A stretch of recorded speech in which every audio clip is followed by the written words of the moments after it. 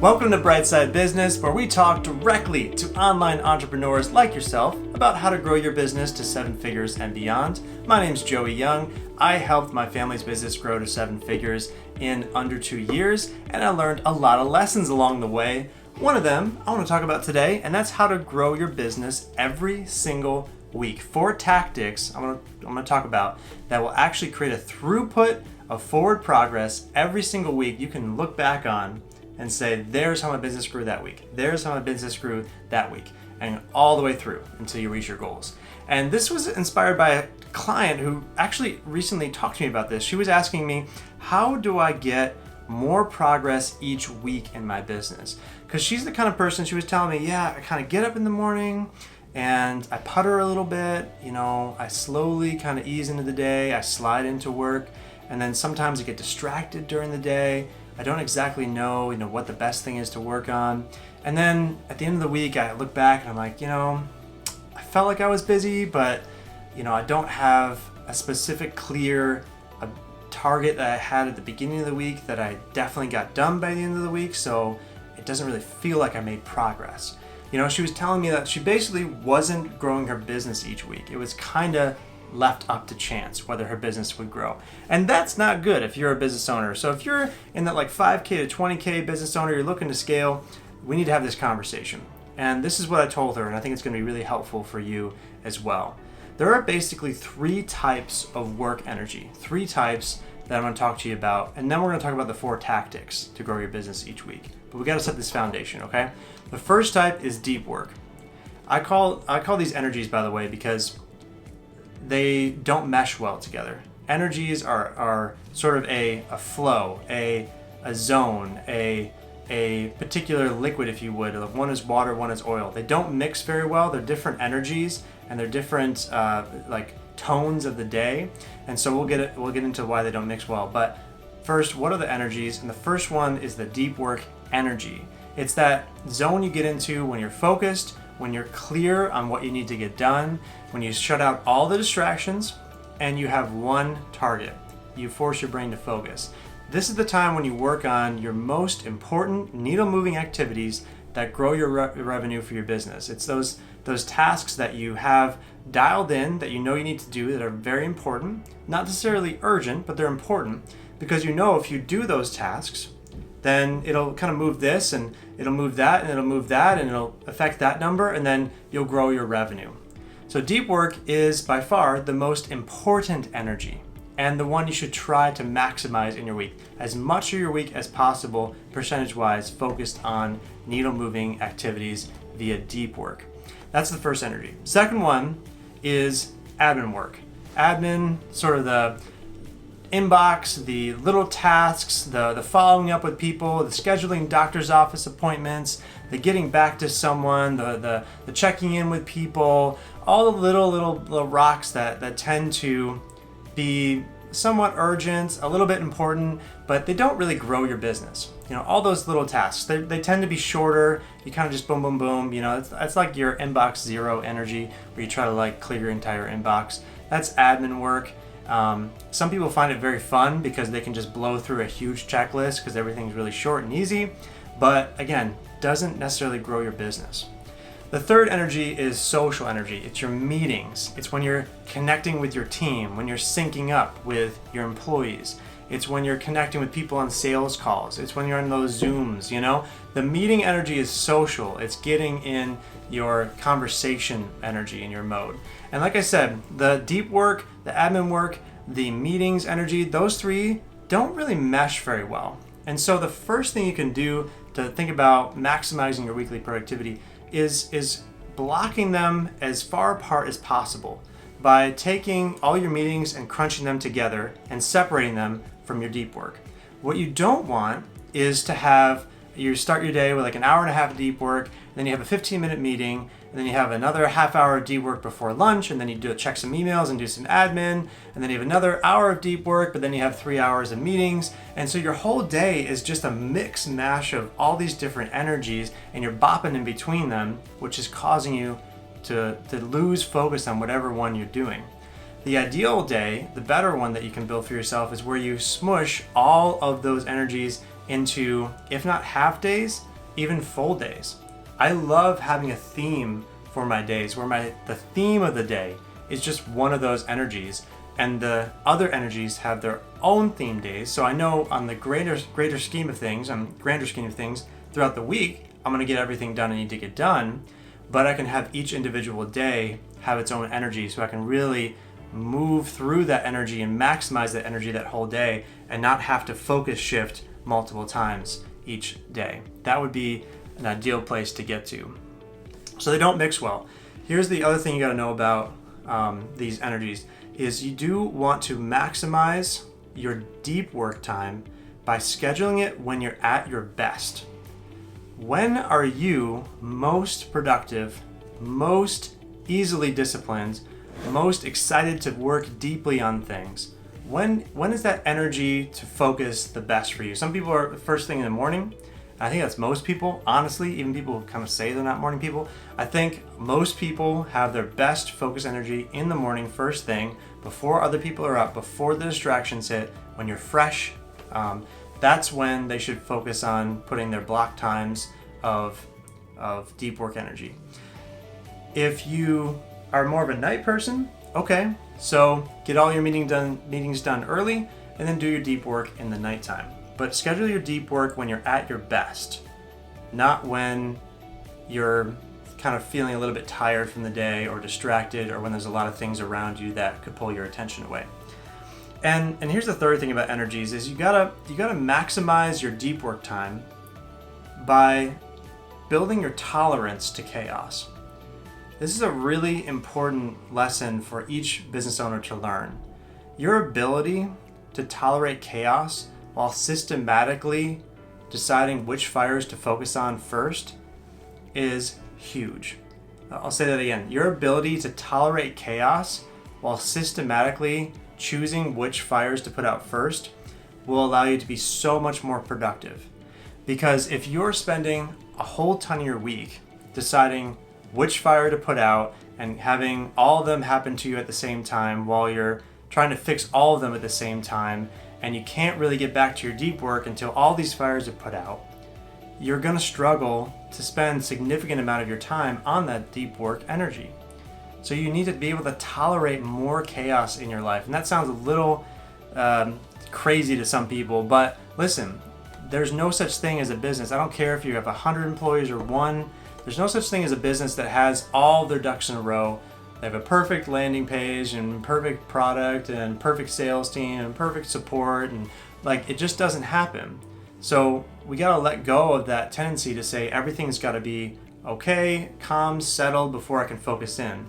You need to be able to shut the noise out and enter into your deep work space knowing you're ignoring some of the fires. Some days there are fires that I know are burning, but I completely ignore them through the rest of the day. I'm not taking ownership of that problem in my business. I just know that today is about this deep work, and that problem will be there in the morning, and I'll deal with it then.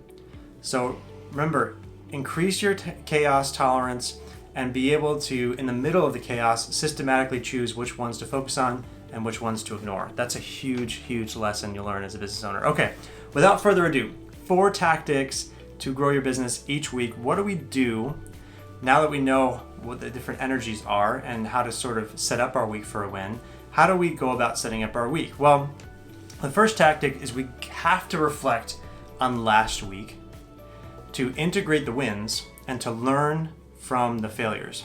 Those are equally important. So we got to spend some time journaling, thinking, processing what did not go well last week and what can I learn from it. Let's do an autopsy on the failure. What went wrong? What led to that less than productive day? What led to that lower sales call percentage? What led to the problem last week or the issue? And then on the flip side, what went really well? What did I crush? Why did that happen? And how can I integrate that into my identity? See, it's really important to learn from your successes and know, okay, when I did this particular script, it led to this particular conversion rate, so I should probably do that again. That's awesome. But also, when you have wins, as business owners, sometimes we forget to integrate them into our identity, which is equally as important in my opinion.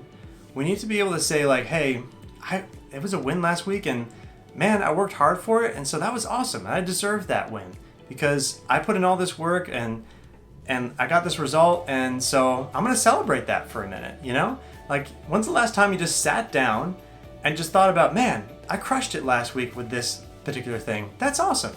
Good on me, you know? I could have done any other thing last week, but I focused, I got it done, and so I should feel proud of myself for that. Now that is really important because sometimes, especially when you're earlier on in business or you're going through a tough patch, you really got to dig for those wins. You know, you really got to focus to figure out what's going well, but focusing on the wins and integrating them into who you are, saying like, I did that really well, that will keep you going when the goings get tough. That'll keep you motivated, keep you keyed in. So that first step is reflecting on the previous week. What went well? Why? What didn't go well? And how can I avoid it next time? Second tactic, write down your projects. Write down your projects that you're working on this week, okay? I don't care about last week. I don't care about next week. What are your active projects? Because if you don't have a specific list that you know about of active projects that you're working on week to week, the tendency is for that list to grow. Because as business owners, we have a lot of shiny object syndrome. It's a very, very fun trait of ours.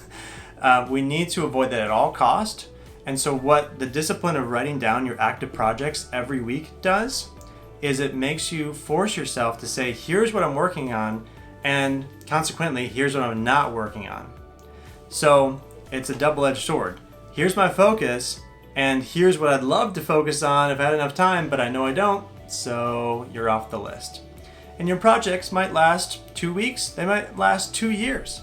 You know, projects are anything that takes longer than about 2 weeks to accomplish. So you'd have your tasks underneath your projects to get done to reach that project end, which might be a launch, it might be hire a team member, it might be to redo a product, you know, whatever the project is.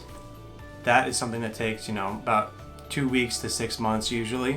And you know each week by writing it down, this is what I'm focused on. Number 3, make a list of tasks that absolutely must get done this week. So once you have your projects and you know exactly what they are, let's say there's 2, usually you want 2, 1 is better, 4 is the max. Make a list under each one of those projects of the tasks that need to get done to move that project forward. So at the beginning of your week, you're thinking, okay, I've got this one to launch on this date. This is my project, launch on this date. So here's the things that need to happen next to get that done. So here's what it is, here's what it is, here's what it is, cool. And then for this other project, okay, I need to hire another sales team member. So here's what needs to get done, boom, boom, boom, boom, to make that happen. Here's the next step for that. And so you've got your 2 projects, and now you write down the list of things that absolutely must get done this week. Now this is, again, 1 to 3 things that do or die, ride, come hell or high water, are gonna happen this week. These are the things you're committing to at the beginning of the week that you'll get done by the end of the week. And this is the magic, this is the secret sauce, this is the juice here, ready? When you have a list of things that you set out to accomplish at the beginning of the week, and you can point to them at the end of your week and say, I got that done, I established my projects, what the next steps are, and then I took 1 or 2 things from each project, I put them on that list of things that must get done.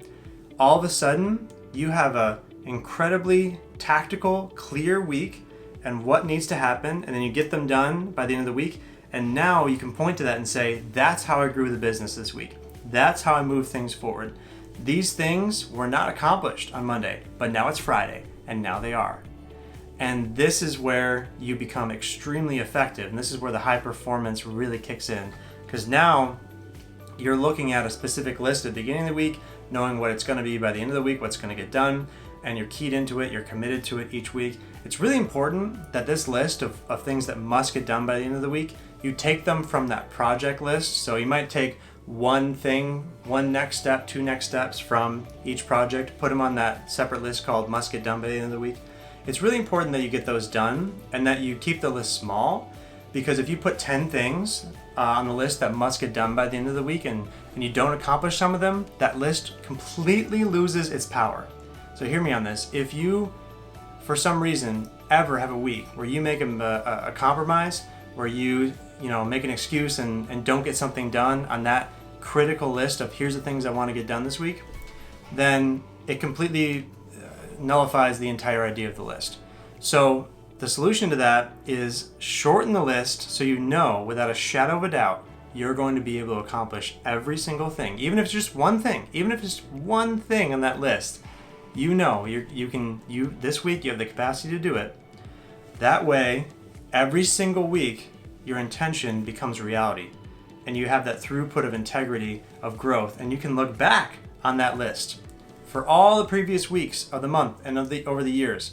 I have them on sticky notes on my wall, and so I know exactly what for the past 6 months I've gotten done every single week to grow my business, and I see them checked off every single week, and it's awesome. That is power. That is throughput of energy. That's business growth right there. So that's the juice. That's the third thing, okay? The fourth tactic is now taking those tasks that must get done by the end of the week and scheduling them on your calendar. So you take them and you throw them in your block time. Because if you have a list these are the 2 things that absolutely must get done by the end of the week, but there's no translation from that list to here's when they're getting done, it becomes way less likely they're actually going to happen. So take the moment to take that list of things that absolutely must get done, put them on the calendar, literally block out an hour or 2 and name it that task, and that's when it's getting done. And nothing else is happening during that hour. No other distractions can take over. There can't be something that pops up midweek that's more important. No. That's when you're getting it done, because you're committing to that thing and getting it done that week. Because if you get it done, you'll be able to see your business grow on a linked chain throughout your entire year. And that incredible momentum will just carry you through to the next step. Even when the business gets hard, even when there's low revenue, even when you hit roadblocks, you can see the growth every single week. So I hope this has been helpful. If you're liking this sort of content, you gotta check out my weekly Super Cycle Method one-pager. It's a one-page summary of these 4 tactics to grow your business each week, and it literally just walks you through the process I talked to you about. It's a free download. There's a link in the description of this episode. Definitely grab that. It's going to be really helpful for you to be able to walk through this every single week and see that growth in your business every single week and actually go and do this, right? And if you did like this episode, if you have a question or you have a thought about this episode, I'd also just love to hear from you in general. So shoot me an email, joey@joeyhyoung.com, or shoot me a DM on Instagram. I'm @joeyhyoung. And while you're there, there's a link in my bio on Instagram. Click that. Book a call with me. I'd love to do a strategy call with you to talk about how we can grow your business. Just take 20 minutes and I'll just pepper you with some questions, figure out exactly what the bottleneck is, and help you to find some clarity so you can grow your business. Again, that's a link in my description here in my Instagram page. And if you have it in your heart and you love the show so much, why don't you rate it 5 stars, Why don't you like it, subscribe, hit the share button. All those things are super helpful. I really appreciate it. They help push the show forward in the algorithms, and they help, get the word out. So thank you. Those 5-star reviews are awesome wherever you're listening to this. And hey, until next time, happy scaling.